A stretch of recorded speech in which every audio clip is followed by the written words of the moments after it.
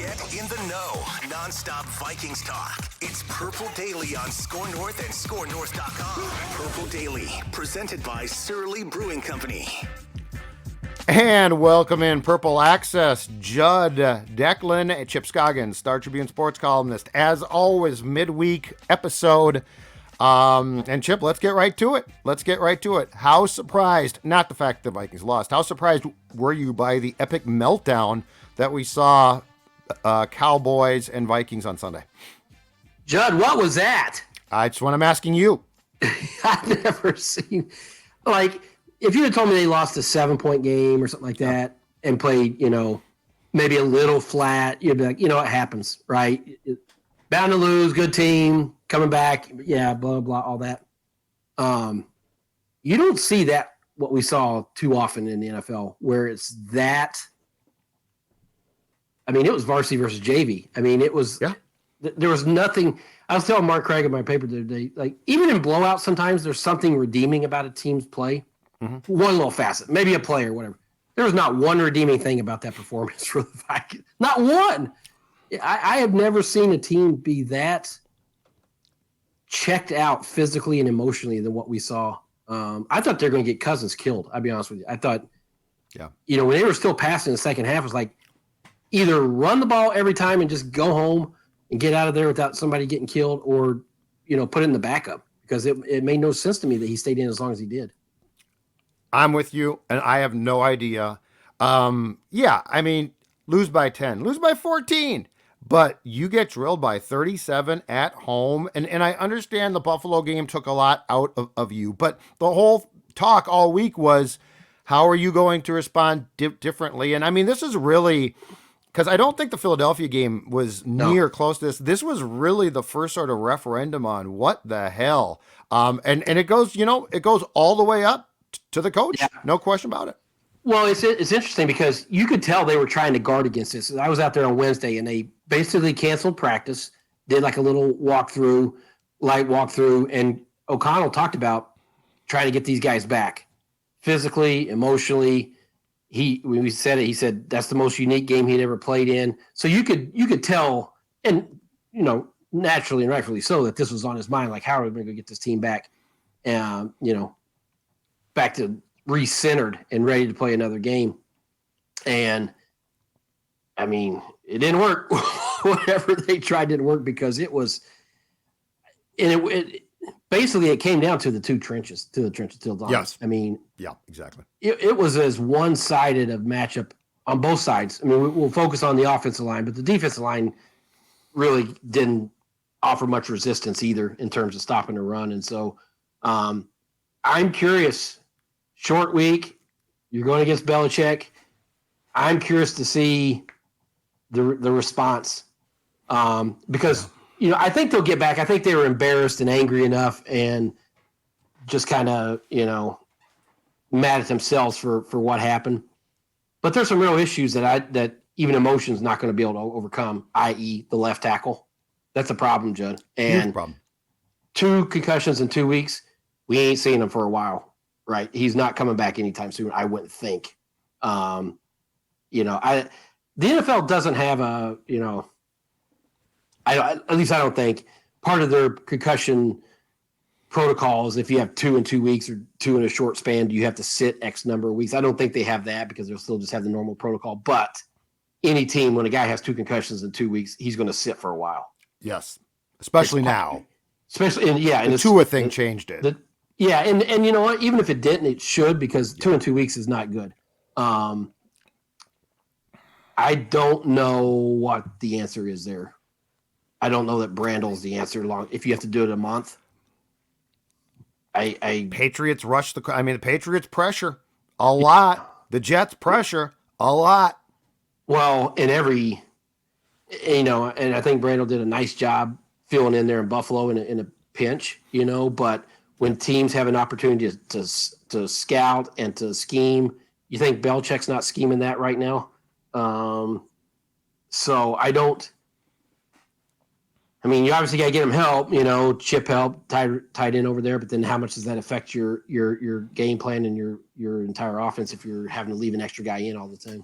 2 things injury-wise that's now caught up to them that just flat out concerns you? Yeah. That was one, and cornerback. Corner. Who's going to play the Dantzler spot? Well, I guess it has to be Shelley, right? Well, yeah, and unless they get Evans out of concussion protocol, it's going to have to be. Yeah, but he's not. He wasn't this week. I was out there yesterday. Yeah, and he was still in. So if he's still in on Tuesday, is he going to be cleared by Thursday? I don't know. I don't know what because the protocol, there's different benchmarks that you have to clear, and I don't know where he's at in that. But you're down 3 corners. I know.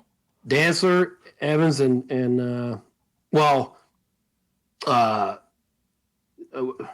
drawing a blank. Booth has a sore knee. I don't know the extent of that. I don't think was he limited. I don't think. No, he didn't practice. He's not going to play, and he was dreadful on Sunday. Yeah, they went right at him. I actually talked to him afterwards. Like, yeah, did you sort of expect it? He said, yeah, like what I put on tape. Absolutely, they're going to go at me. I mean, obviously, they're not going to go at Pat P over him. So, so now you're down to Shelley, and if you get an injury there, now what are you doing? I guess you'd have to move a safety out there. Chris Boyd. Chris Boyd, yeah, I guess. But that wouldn't be pretty. Yeah. So they're very thin in 2 spots that, let's say Darisaul's down for 3 weeks. Yep. Do you just ride it with Brando and hope you can patch it together? That's a weird position, Chip, because it's not a position that any team has like great depth at. Sure. Yeah. So do you ride it with him? Do you try and move Cleveland, who has not played there as a pro but has played there? I don't know, but I mean Christian Darrisaw was on track, in my opinion, to be potentially a first-team All-Pro. Like, he was unbelievable. So this loss is massive. This is not we liked the guy, but he wasn't great. This guy was playing great. So this is a massive loss. Well, if you say list the Vikings that are most important on both sides of the ball, 1 through 22. He's in the top 4, I would think. I mean, Cousins, Jefferson, him, and somebody on defense. I mean, he's huge. But I thought about that, and O'Connell got asked about maybe reconfiguring the line. And he obviously you can't do it on a short week. You wouldn't do it with a game on Thursday. Would they do it if they think it's going to be a month or whatever with Darisaw? Would you? But then you're impacting 2 positions on the line, right? Do you want to do that? Not really. I mean, but you also have to get your best 5 on the field, and if it takes impacting 2 positions, maybe you have to do that. I don't know. The problem is this: with Darisaw out, there's no good solution here now. And look, you know what Dallas did, because they get pressure. Micah Parsons is a great player, but Chip, he's a defensive player of the year, I think. Bradbury and Ingram. I mean, Ingram's a problem too. Yeah. It's gonna be tough on Thursday.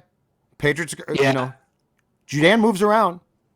I thought Ingram's early on, it was just like an occasional hiccup.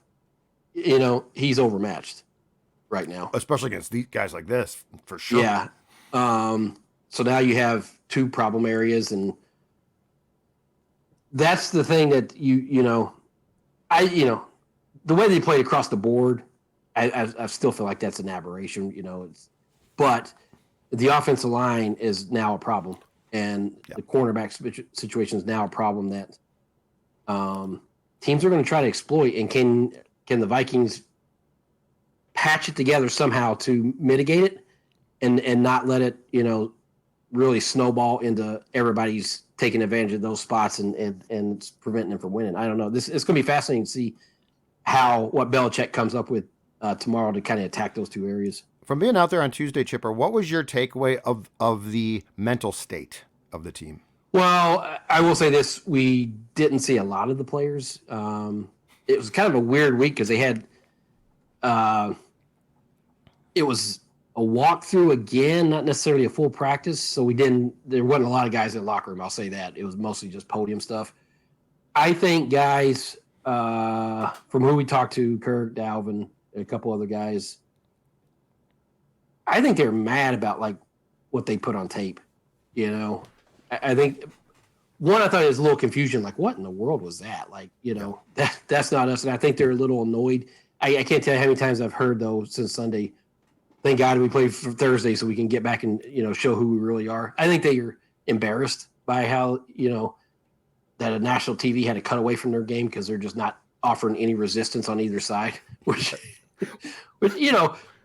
I more than anything, I think they're embarrassed and they want to get back on the field to show that was, not who they are, which is a good response. That's what you want to hear, Yes, yes. And I do like the fact that after facing Dak and the Cowboys, that you're going to be facing Mac Jones here. Like the crowd could definitely, I'm not saying that this is going to lead to a win directly, but Mac Jones, Chipper, we have seen young QBs come into this place before and get rattled by the crowd. That definitely has the potential if the defense can get some pressure and play well. Yeah. And you know one thing, Judd Fisher, the one thing I didn't hear, O'Connell said it in a way that it wasn't like, what we didn't hear is, come on, we're 8-2. We're not going to go undefeated. We're going to have. There was none of that. Guys were like, okay, this is totally. Even Kurt, it was kind of funny yesterday. He said, some of his family and close friends were saying, if a play went this way, momentum, and he's like, I understand what you're saying about momentum, but that would be immature to go along with that. He said, I'm not going to sit here and say it was a play or two. So they're actually. I like the way they handled it. There was none of this. I saw that. Yeah, well, we're still 8-2. We're still 8-2. There was none of that. There was. This is not acceptable. This is not how you play. But I agree that, but Judd, they need a fast start or that place is going to turn toxic. It'll turn restless. If they have a couple 3-and-outs or if New England starts fast, you know what that crowd's going to do, man. And so they need to start fast and get off to a good start. Off that point, Chipper, how surprised are you that now, 10 games in, that this offense is not clicking yet completely? Now, it's had its moments, but like statistically, Kirk and the totality of the offense, I don't think has come close to being what we potentially thought it might be by this point. Yeah, and it's I thought it would be. I don't know that we can say anymore that it's a new scheme and they're still trying to figure it out. I just agree. I don't know that I buy that anymore. They've been together they've been doing this since when did they come back for OTAs, right? I mean, yes, May. They've been doing stuff since May on the field. Yeah, so I don't know it's that. I thought it'd be more high flying than what we've seen. It's been a little bit of different factors for it too.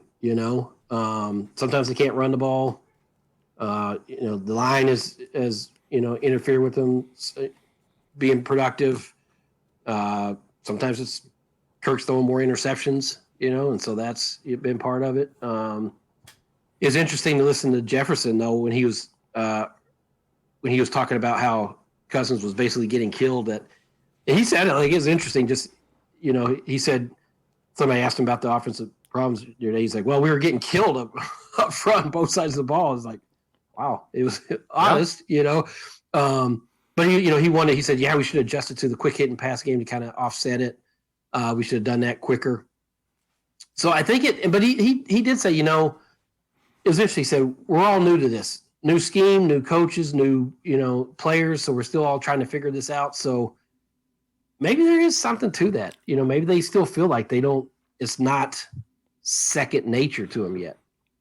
First of all, I was very surprised that Jefferson said what he said. I actually applaud him for that. Yeah.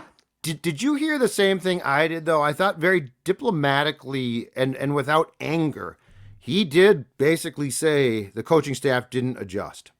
It was not a diva move, though, in the way that we're throwing the ball. It was nothing like that. He was just saying, hey, we should have done something, tried something different because what we were doing was not working and our line couldn't protect Cousins, and he was getting hit before I could even get out of my break, and so he said we were slow to react, and I didn't take it as it was honest, but I didn't take it as a like a snarky way. It wasn't a shot. No, it wasn't a shot at the coaching staff at all. That's not what I would. But the thing I took it as that the relationship is such with O'Connell and his coaching staff that guys can express that, and it's not animosity. It's not a problem. O'Connell was asked about it yesterday, and he said, "I have conversations with Jefferson every day. He said I had one with him today, and we talked about it." So I sort of feel like there's a good environment where guys can say that, and it's not going to become an issue.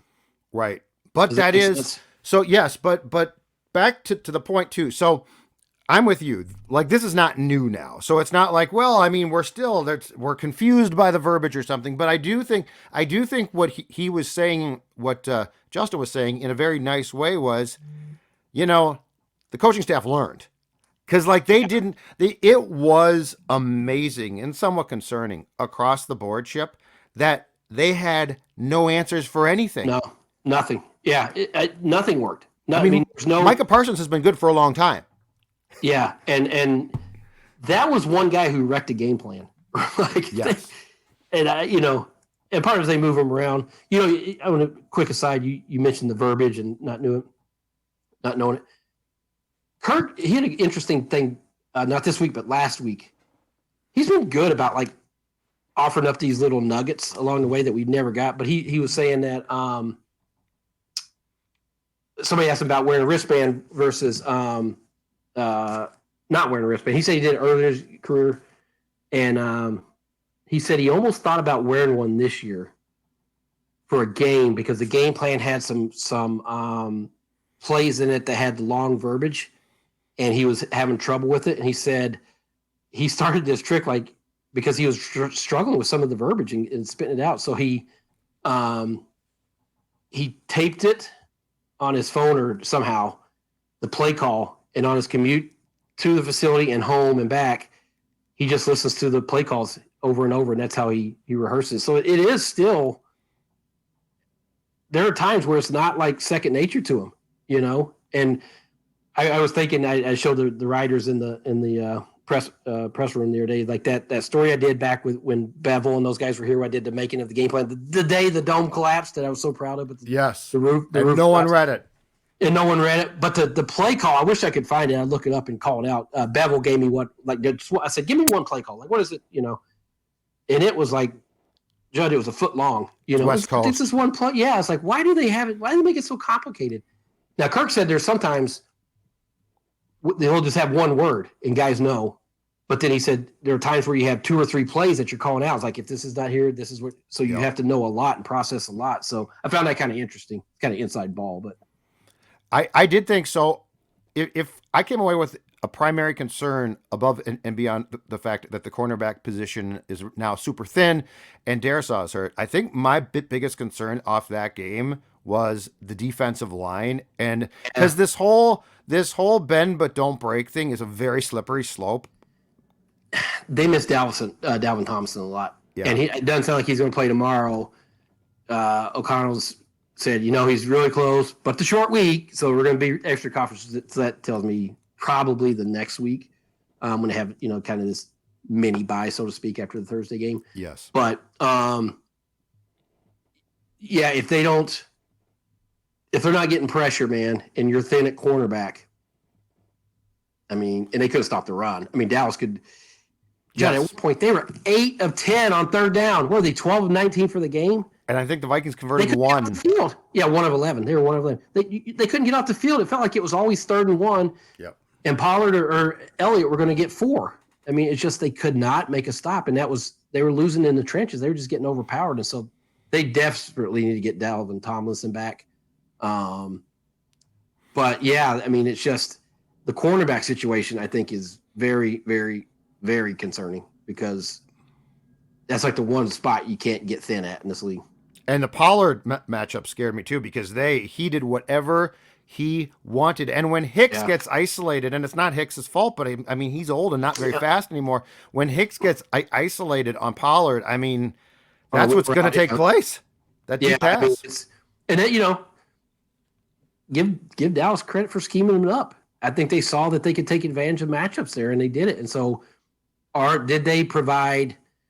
That's the thing I'm kind of struggling with is how much of it was just a weird performance by a team that didn't show up, and how much was it, hey, Dallas schemed some things that they and there's a template there for other teams. Yes, one, I think that's important because a good coach, like of course on Thursday night, Belichick, he can take what applies to his team and use that. But the team that immediately came to mind that scares me more now in a playoff game because they can do a lot of the same things, San Francisco. Yeah. Well, Debo, McCaffrey. and they're physical. Yes, I they'll mean, kick they're your so ass. physical. Yeah. And so that's where, and we saw it, Joe, when the Vikings played out there in the playoffs, what was it, 2 years, 19, 3 years ago, 19? 2019.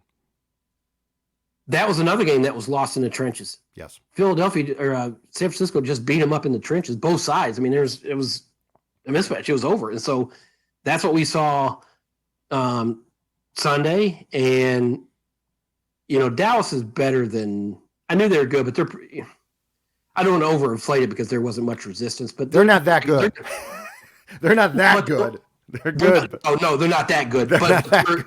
yeah, they're not that good. They made them look like world beaters, but they're good, and I think it's a matchup that would concern you because of the pass rush and Parsons, and he is so good and so fast, and I don't know that the Vikings line, that's a bad matchup for them. If you're facing a really good defensive front, that's just a bad matchup for their line right now. And the Darisaw thing, and then Ingram is just getting. Yeah. It's I guess you roll with it and just say he's gonna take his lumps, but it's a problem right now. Yeah, they were so, and I know that the Buffalo game took a lot out of them, and so I know that had some type of impact. Now, it should not have been a 37-point difference impact, but it had. But yeah. I mean, this was the first time. If Zim was still here, he would have at the post game said on both sides of the ball on the lines, we were soft because they were. Yeah. They got beat up. They got beat up, and look. As much as you might want to say, well, the Bills game and the Bills game, okay, that's fine. But guess what? The playoffs are tough, and you have to play on consecutive weeks. Yeah, and you're going to face good defenses and good teams, So I'm writing this for my advanced columns. Like, this was like a big test for O'Connell in terms of getting his team back, physically, but emotionally. Like, it wouldn't have been a concern or even a talker if they had just lost a normal game. If it's just a normal loss, you'd be like, you know what? Okay, it happens. What are you going to do? Correct. But the way in which they lost, it's like, oh, wait a second. That was, something you can't just laugh it off and say, oh, man, that was, that's a really bad day at the office. I mean, this is what coaching is, the ebbs and flows of a season where, it's been pretty charmful life for him so far, and now this happens, and and then you get Belichick coming in, who's the master of exposing, issues in your team. So this is a big test for O'Connell on a short week to kind of get his team back. On the scale, Chip Scoggins, of completely not frauds to complete frauds, where do you fall now for the Vikings? I don't think they're frauds. I really don't. I think they have issues, but I don't think they're frauds. I mean, they have too much talent for me to say they're frauds. I really don't buy that. But I do have concerns about their offensive line and their secondary. I mean, and does that make them frauds? I don't think so. I just think it makes them. I think they're a good team that's vulnerable because of those two areas. But I can't sit here and say a team with Justin Jefferson and Dalvin Cook and Harrison Smith and these guys are frauds. I just don't believe that. I agree with you, but the one thing that stops me right now, a -point differential at this point with that record. Like, I'm not saying they're frauds, but that's the one thing I keep I'm having a problem getting past that one mentally. And this is the problem is they've faced three, what you would say good teams, not just kind of average, 500-ish, but Philadelphia, Buffalo, and Dallas, and they've been blown out twice. So does that make them frauds? I don't think so. But again, I think they're a good team that has won close games, but when they match up against really good teams, they have areas that they get exposed, and so badly. You could say, does that make them a fraud? Then I just I guess what's the definition of fraud? I just don't think they're frauds. Just not really that good, but I mean, I do think that they're good. I just don't know how good, and I can't decide completely. Yeah. Well, let's ask me this question next week after I see tomorrow night. Doesn't this feel like a barometer game for them to say, okay, you got exposed, you got embarrassed. How are you going to respond to this? And how are you going to address, these? Because it was interesting.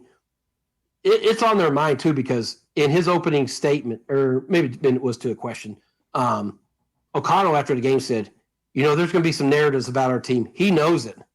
He knows what the narrative is. Now it doesn't affect him, but he knows what's being said about his team. Yes, which is why the Bills win was so important, because that clearly changed the demeanor. Now, I thought it might, have some effect in the Dallas game. It clearly did not. But I think the next two games are huge, and here's why. The Patriots and Jets, and yes, it's the Jets, but they're very good defensively. You got to score some points. Like, there's a lot of things here, but you got to score some points, and I need to see this offense turn a corner a little bit more consistently. Like, I love the fourth quarter comebacks by Kirk. I love the resilience and, of course, some luck sprinkled in. But we just need to see them. And I'm not saying that you have to win a blowout game, but I do need you to be far more consistent with an offense that is designed to be far more consistent than what Clint Kubiak was trying to run. Do you think they can do that with the way their line is right now?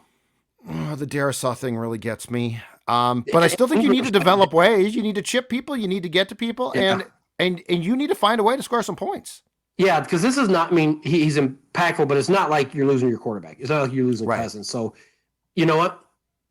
This is why you have coaches. Figure it out. Yes. Figure out a way to still, because it can't just, because injuries happen. You've got to be able to overcome them. Yes. And you've got to be able to scheme ways to, help Brandel not get Cousins, obliterated like he was Sunday. But you're right. The offense has to be able to rise above this and figure it out and score some points. And so, but I feel like they have two major problems on their offensive line with him and with Darisaw Ingram. You're right. So you are right. Now I applaud the fact, and I like the fact that Kirk did not go along with the talk of, well, if plays made here or there, because they did get drilled. I will say this: Hawkinson has to catch that touchdown pass. Yeah, because that makes it 7-3, and at least right then it changes the game flow a little bit. Like, the game flow seemed to get away from everybody so badly, and I went back to that play and I said, in particular, that ball has to be caught. The first one, the pass was fine. It's a tough play, but you got to catch that. You catch that.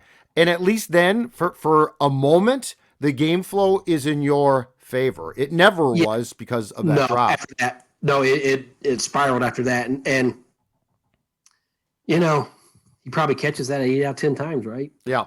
But, you just can't drop it. But you can't drop it. Sorry. No, against good teams, against bad teams, you'll get a reprieve probably, against a team that's good.